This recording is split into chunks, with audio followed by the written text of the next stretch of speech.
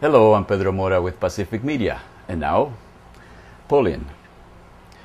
Today we present Fred Magdoff, making a comparison between ecology and socialism. Here's Fred.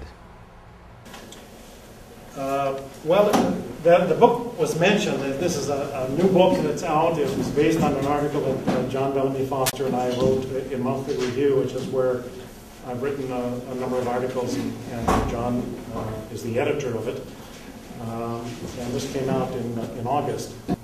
So what I'm going to talk about really is sort of a little bit as to why capitalism ain't the answer, and then what an eco-socialist system might look like, and just sort of a different way of approaching it, which I did. It's in an article in Monthly Review, the January issue of Monthly Review. It's called Ecological Civilization. The purpose of capitalism is not to provide people with what they need. If that happens, fine. Doesn't happen, doesn't happen. Not to produce jobs for everyone, not to protect or enhance the environment. It's really got a single-minded, really motivating force. The ecologist at Harvard, Richard Levins, has said, agriculture is not about producing food, but about profit. Food is a side effect. Health service is a commodity. Health a byproduct. So if you happen to be healthy through the health service, that's fine. No one's opposed to that. But especially in the United States, where a good significant chunk of it is privatized, it really is, the issue is private, is profit.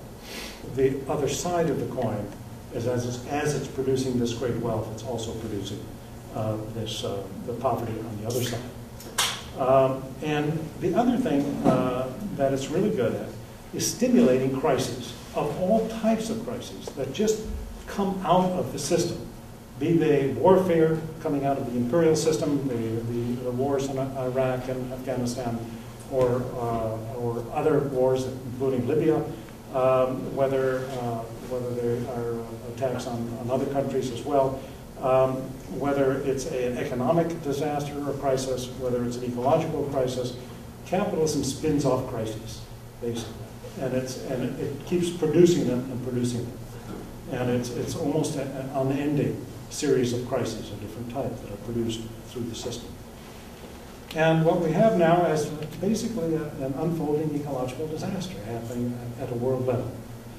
And it's climate change is what's given the highest notice usually, and there's good reason for that, because that is, if things go on the way they're going for the next, 12, 15 years or something like that, or 20 years, basically, we're going to pass the point of no return as far as just keeping the increase in temperature to 2 degrees Celsius.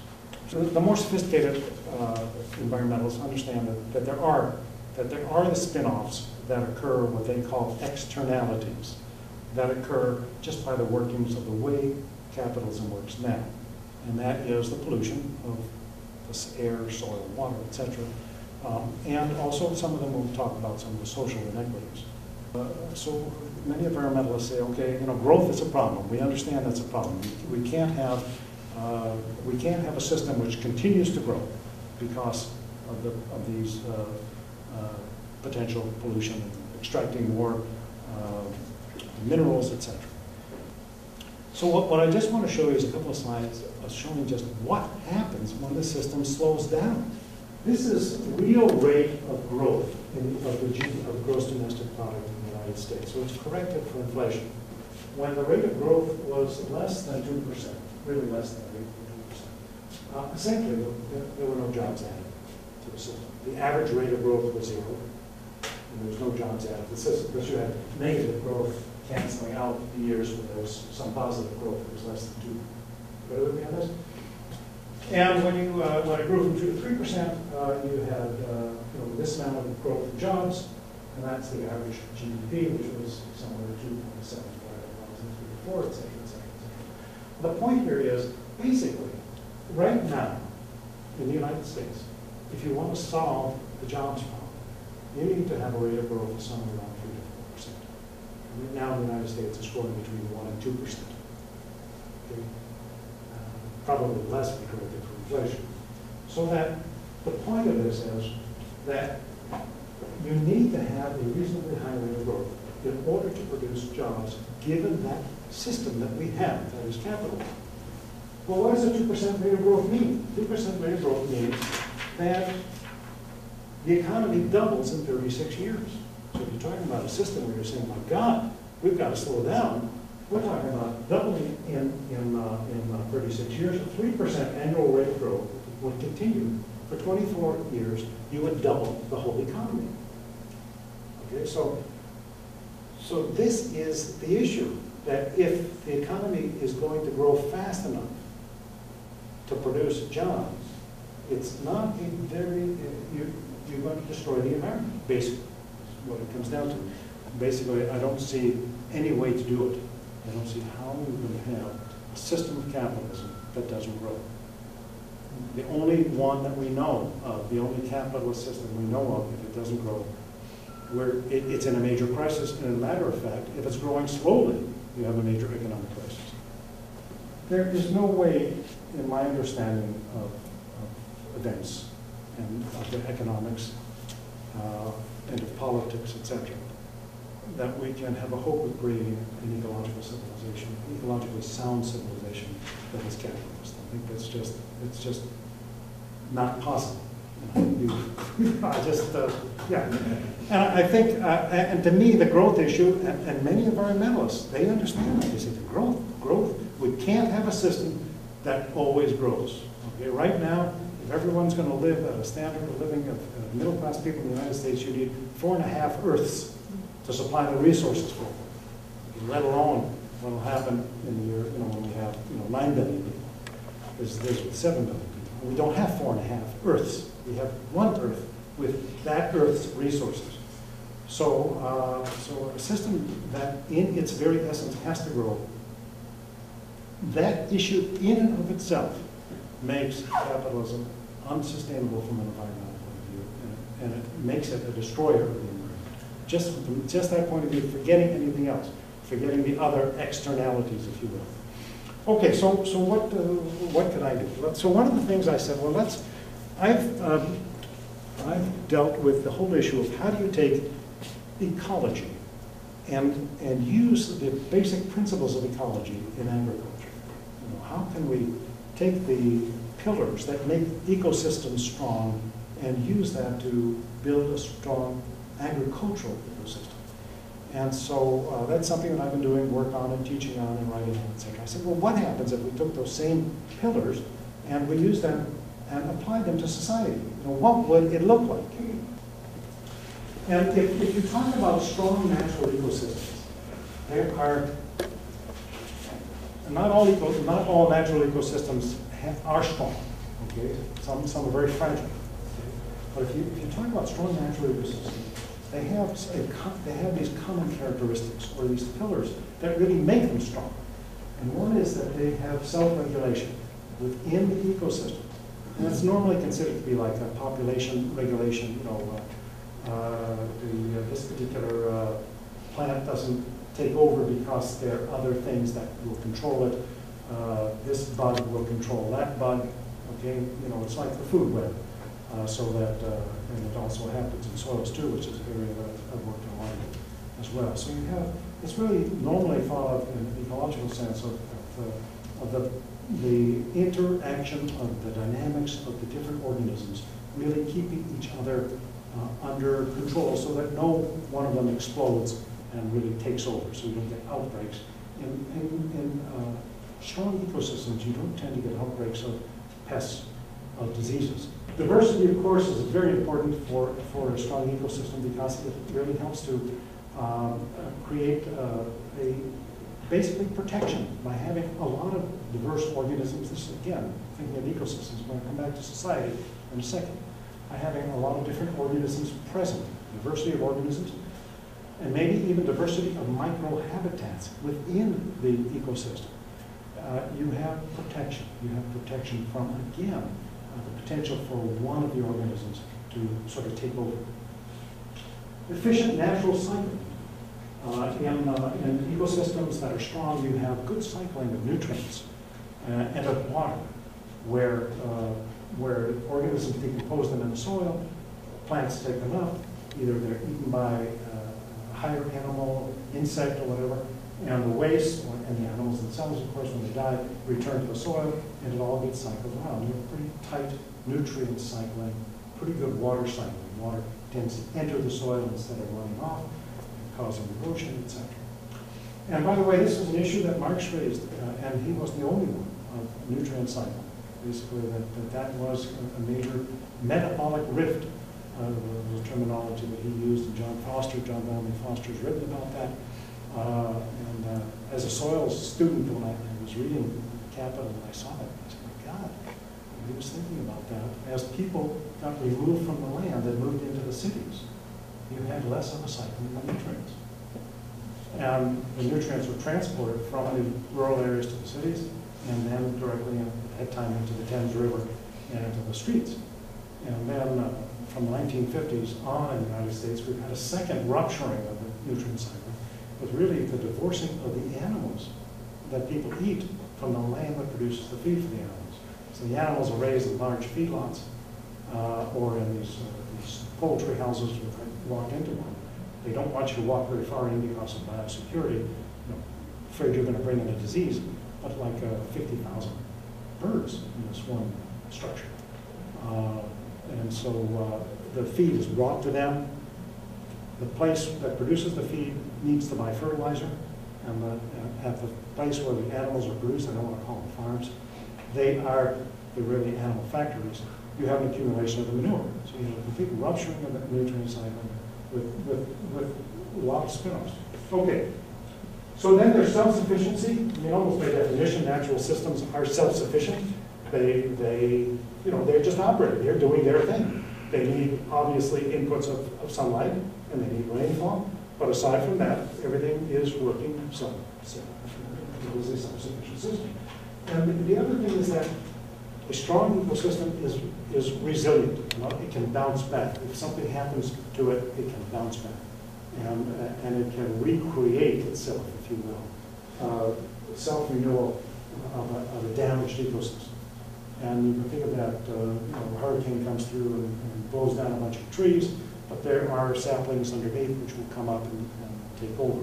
So that a strong ecosystem can be damaged, but it can survive that damage and it can recreate a fairly strong ecosystem. Okay, so then how do we take some lessons from nature and talk about them with regard to human society? Okay, so let's start with self-regulation. So, well, what is this going to mean in the context of an ecologically sound society, or what might be called eco-socialism? Because I don't think you can have socialism without a sound environment, and I don't think it's a prayer of having a sound environment without having socialism. So I really think those are closely linked. So self-regulation in this context, in my mind, when you apply it to society, we're talking really about democratic self-governing. And this needs to occur at the workplace level, at the community level. I was talking about the communities in community councils in Venezuela, which are an embryonic example of something like this occurring. Multi-community levels, regional levels, etc. So that all political and economic decisions are in the hands of an empowered populace. Right now, we don't have the political decisions in our hands, and we don't have the economic decisions in our hands, right? I mean, at least in the United States, it is abundantly clear that we do not have a democracy in any meaningful sense. Joseph Stiglitz, a well-known economist, wrote an article which maybe the Occupy movement used, but the title of his article was "Of the 1%, by the 1%, for the 1%." It's taking off on Abraham Lincoln's speech, of the people, by the people, for the people. It was written maybe 8, 9 months ago, not that long ago, I believe in 2011. So basically, we have a plutocracy of one type or another, where the decisions that are made in favor of capital, and the lobbying power is just so incredible. And a system of economic and political democracy really provides a better identification of and solution of problems. Who knows the problems better than the people? Who knows what their issues are? Better than the people in their communities, in their workplaces, in their factories. You know, not somebody, you know, far over. So we need a well-educated and informed population. And labor and production processes governing the human social metabolism of nature is collectively organized and controlled. Farmers and workers and factories and offices, together with the local communities, control their workplaces. And leadership, which I guess needs to be there, but we have to have some way of recalling them and getting them under control, as I talked about. I think this is one of the major issues of social transformations, is how do you control the leadership? And whether it's called a vanguard party, or whether it's called a bureaucracy, or whatever. How do the people, how can you create a system where you can actually exert control by the people over that, so that it doesn't have its own interests in heart eventually, even though it may start off differently. Okay, diversity, basically, you know, better decisions are made as when you take into account the thoughts of people who come from different backgrounds and have different, they see issues through different lenses. Communities and societies are strengthened by a diversity of opportunities for education, recreation, development, and popular interest. Biological diversity should be encouraged through more complex agriculture, cropping systems, building healthier soils, which is really my area, if you will, and through better integration of less disturbed, that is, natural systems within the agricultural landscape. In other words, it takes planning to do things like this. But this whole business of better decisions being made by groups that really see things differently, which to me is an issue of, again, comes back to democracy. Okay, so then the next one is the efficient natural cycles through closely linked metabolic relationship, which means basically the organisms are closely tied to one another. And as in a food web, that would create good nutrient cycling by this one eats that one, and that one eats that one, and then it all cycles around. And so you have a tight cycle of nutrients in a system like that. So basically, if you're going to have what is going to be an ecological civilization, I think you need to be able to rely on synergies that develop among people living in cooperation with each other instead of in competition and in individualist isolation, and living together with nature instead of attempting to overwhelm and to conquer it. And the social metabolism, that is the human-to-human interaction, really is analogous to the metabolic interactions among non-human organisms in natural systems. Working fewer hours, if everyone participates to produce life's needs, means that people will have more time to spend with family, and get stronger communities are developed when individualism, consumerism, and competition are replaced with cooperative ties and reciprocity among people, as communities develop procedures and systems for meeting the basic physical, cultural, and recreational needs for everyone. Just want to say something, because it came up also in the earlier session, about, you know, if we really just met everybody's basic needs for a good life, what Evo Morales calls living well. Did you hear that term? He says he's against living better. Living better implies that there's no end. You know, better. He says, no, we should be living well. And there are other ways of determining this, but basically, we provide the basic needs, which are not just physical. We're talking also cultural needs, recreational needs, etc., for people, for their full human development, basically.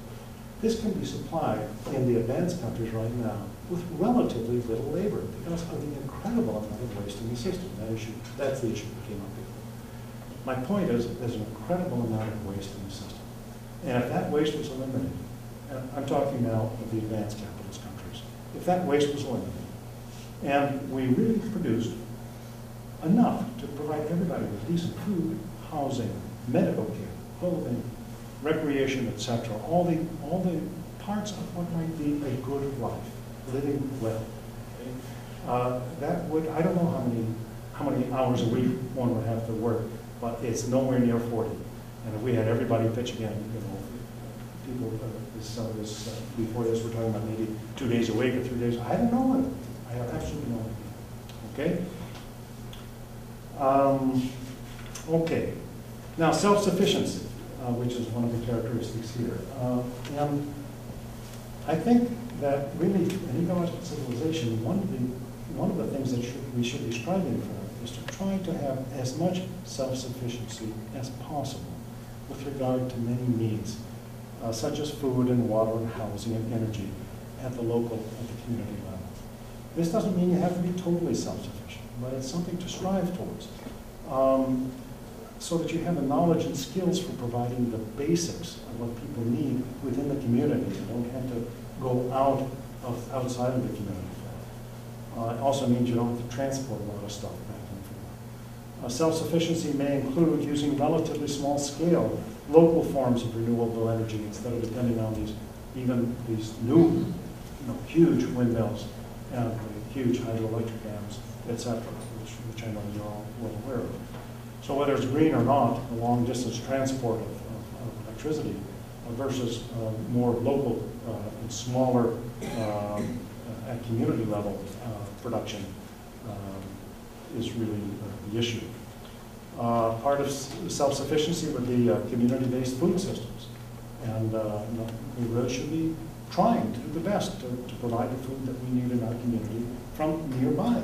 This doesn't mean in the wintertime that you go hungry here, I'm not saying we shouldn't be importing any food whatsoever from some other geographic area, but still, it's something to strive towards, and certainly to try to attain, even if you don't get there. Obviously, community health systems, where people are in a way producing their own health system right there. So then coming to the last is resiliency through self-renewal, and we can have some discussion. Basically, if the community and regional social structures and economies are in place that can better withstand some sort of harm to the system, they're going to be more sustainable. And really the issue is how many of these other things we've been able to integrate. Have we been able to get self-regulation into the society, into the workplace, into the community? Are we able to get that diversity of opportunities and of experiences and of ways of thinking? We should all be thinking the same, obviously, into the system. Again, can we have a better relationship with one another rather than, a more cooperative relationship, a closer relationship with other people as opposed to the dog-eat-dog system? I'm going to get this job and you're not going to get it. And that's the way it really is. There is the competition makes it. So in a way, you have to be trying to get ahead at the expense of somebody else because there isn't enough for everybody, basically, given the current system. And again, the self-sufficiency. I think this is a self-sufficient community that has within it the knowledge to do what it needs to do to really satisfy these basic needs of people. That will be, and the society is made up of many of these communities that can help one another also. Then you have a tremendous opportunity for being resilient and for bouncing back if there are problems that occur. One thing I just want to mention before I end, it came up a couple of times, and it came up also in my mind with regard to another person who was talking about sort of local control and worker, control over operations. There needs to be, at least in my feeling, an agreement in society on some basic key issues, such as equality. Among people, with regard to whatever, with regard to whatever differences there might be because of background, because of gender, because of whatever it is. And also that I think there needs to be agreement, understanding that needs to be also on the wealth issue. You can't have, that was mentioned before, there's no way in the world you would have a sustainable and ecologically sound environment with some very wealthy people up here and a bunch of people struggling down below, even if you have some in the middle of the okay. So that needs to be, equality of human rights, equality of not just opportunities, but also basic equality of outcome. In the United States, they say, well, we have equality of opportunity, which is not true, of course, because a kid coming out of a poor family has so many stripes against them, which we're talking about, that there's no way in the world that that person has an equal opportunity to somebody else. So, but I'm not concerned. I mean, I think everyone should truly have equal opportunity.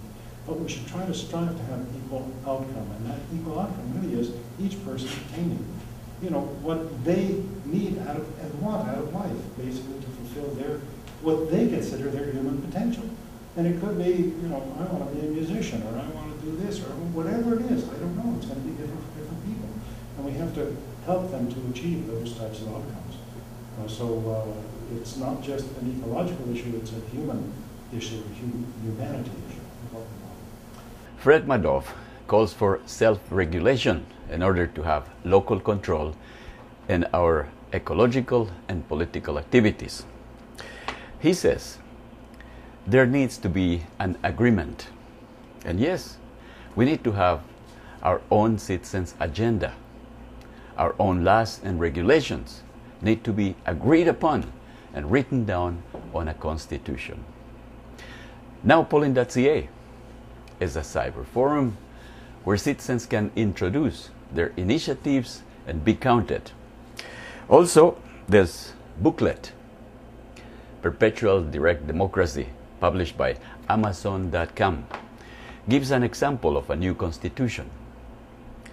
What we need now for the political change to happen is your participation on the development of a citizens' constitution.